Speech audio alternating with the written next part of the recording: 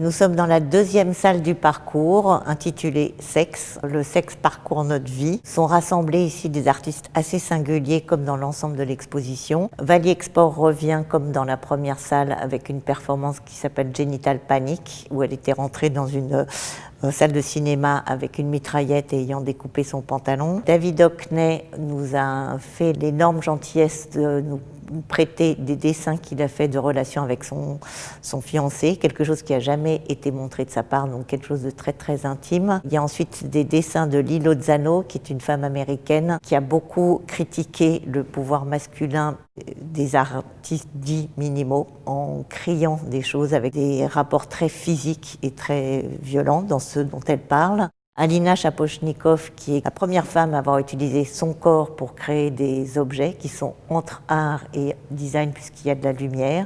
Tetsumi Kudo, qui est un artiste d'origine japonaise qui a vécu en France majoritairement et qui parle de la dépendance des hommes vis-à-vis de leur sexe. Et une très jeune artiste qui s'appelle Ser Serpa, qui est un garçon qui est en train de devenir une femme, donc qui parle de l'érotisme et de ce changement de rapport au corps. On a voulu intégrer des sculptures dites primitives, ici des îles Fidji, pour montrer que c'est quelque chose qui date de tout temps, que c'est une préoccupation humaine quasiment naturelle. Et enfin, une création qui a été faite par Kasia Fudakovsky, qui est une sorte de tourniquet où elle caricature des meubles religieux, mais avec une signification physique sexuelle très immédiate. Et pendant qu'on faisait cette exposition, et en particulier cette salle, on a réalisé que le côté masculin sexuel était prédominant, ce qui reflète exactement la période dans laquelle nous étions et dont peut-être on va sortir.